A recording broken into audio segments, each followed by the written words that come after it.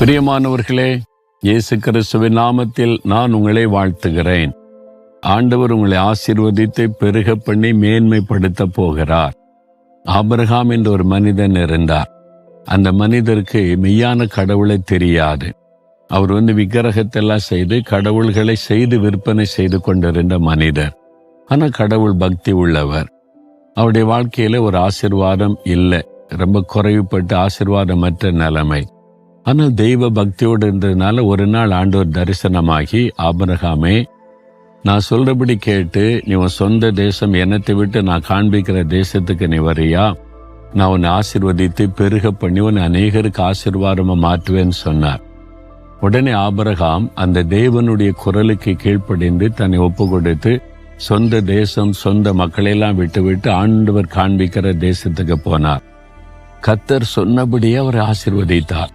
ஆண்டவர் என்ன வாக்கு கொடுத்தார் தெரியுமா? ஆதியாகமம் 12 அதிகாரம் 2-3 வசனம் வாசித்தீங்கன்னா 7 விதமான ஆசீர்வாதம். அது பரிபூரணத்தை குறிக்க. அதுல ஒன்று, நான் உன்னை ஆசீர்வதிப்பேன், உன் பெயரை நான் பெருமைப்படுத்துவேன், நீ ஆசீர்வாதமாயிருப்பாய்.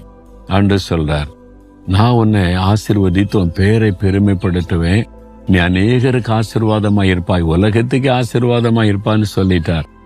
அது அப்படி வாக்கு கொடுத்தாரு. நிறைவேறிச்சுல்ல. ஆபிரகாமுக்கு குழந்தை இல்லைன்ற குறை இருந்துதான் அவர் குழந்தையை கொடுத்து சந்ததியை பெருக பண்ணினார். ஆண்டவர் அவருக்கு ஆடு மாடுகள் ஒட்டங்கள், அந்த காலத்துல ஆசீர்வாதம் என்பது அதுதான். இப்ப மாதிரி கட்டடம் காரு வசதி அதெல்லாம் கிடையாதுல்ல. ஆடு மாடு வயல்வெளிகள், அவருடைய அறுவடையில் ஆசீர்வாதம், வருமானம், வெள்ளி பொன்னெல்லாம் கொடுத்து ஆசீர்வதித்தார். வேலைக்காரங்க வேலைக்காரிகள், அப்படி கத்தர் கொடுத்து பெரிய சீமானாய் கத்தர் ஆசீர்வதித்தாராம்.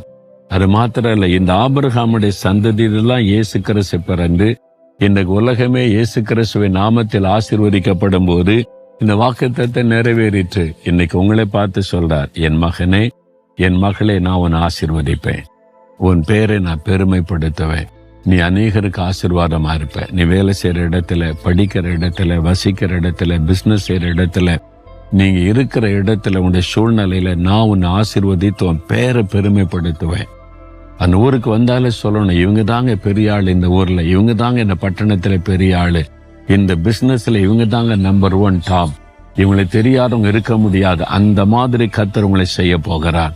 நீங்க வேலை செய்யற இடத்துல யாரு கேட்டாலும் அவங்க தாங்க அதுல ஜீனியஸ், அவங்க கை வச்சா போதும் எல்லாம் நன்மையா முடிஞ்சிருங்க. அந்த மாதிரி உங்களுடைய பேரை பெருமைப்படுத்துவார்.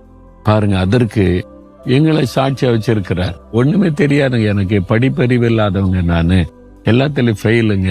அந்த மாதிரி இருந்த கிராமங்க, சின்ன ஒரு கிராமம், 4 மாடி கிராமம். நான் சாக கடந்தவங்க. ஆனா கடவுள் பக்தி இருந்துச்சு. கடவுளை ரொம்ப தேடினேன், நிறைய கடவுள்களை நான் நம்பி தேடினேன்.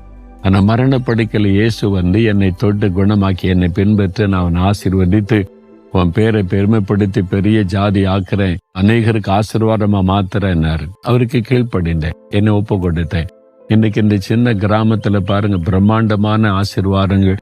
எத்தனை லட்சம் மக்கள் இங்க ஆசீர்வதிக்கப்படுறாங்க. அவர் சொன்னபடி செஞ்சிருக்கிறார்ல, அதுக்கு நான் சாட்சி. இன்னைக்கு எல்லாருக்கும், நிறைய பேருக்கு தெரியுது, எத்தனை பேர் நன்மை பெற்று ஆசீர்வாதம் பெற்று சாட்சி சொல்றாங்க. சாக கடந்த என்ன, ஒண்ணுக்கு பிரயோஜனமற்ற கடந்த என்ன, இயேசுவை பின்பற்றினதுனால இன்னைக்கு எத்தனை லட்சங்களுக்கு ஆசீர்வாதமா கிருபையா பயன்படுத்துறாரு. அப்ப வாக்குத்தத்தத்தை நிறைவேறிச்சுல்ல, உங்களுக்கு செய்வார். நீங்க ஒண்ணும் பயப்படாதங்க, கலங்காதங்க. அவருக்கு கீழ்ப்படிஞ்சு ஒப்பு கொடுங்க, அவர் சொல்றபடி செய்யுங்க போதும். அவர் வாக்கு கொடுத்தபடி உங்களை ஆசீர்வதித்து உங்களுடைய பெயரை பெருமைப்படுத்தி உங்களை அநேகருக்கு ஆசீர்வாதமாய் மாற்றுவார். யாக்கா எல்லாரும் என்ன மாதிரி மொழி நேரமா ஊழியத்துக்கு வரணும் அவசியம் இல்லை.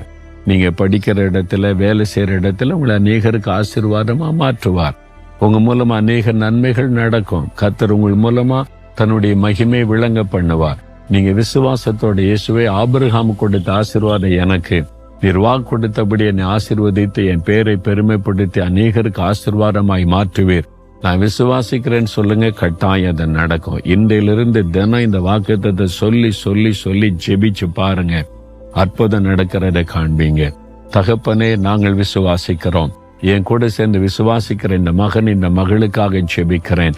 நான் ஆசீர்வதிப்பேன், உன் பெயரை பெருமைப்படுத்துவேன், நீ ஆசீர்வாதமாய் இருப்பாய் என்று சொன்னபடி இந்த மகனை, இந்த மகளை, இந்த ஐயாவை, இந்த தாயாரை, இந்த குடும்பத்தை, இந்த பிள்ளைகளை நீர் ஆசீர்வதித்து அநேகருக்கு ஆசீர்வாதமாய் வைத்தருளும். இயேசு கிறிஸ்துவின் நாமத்தில் ஜெபிக்கிறேன் பிதாவே. ஆமேன், ஆமேன்.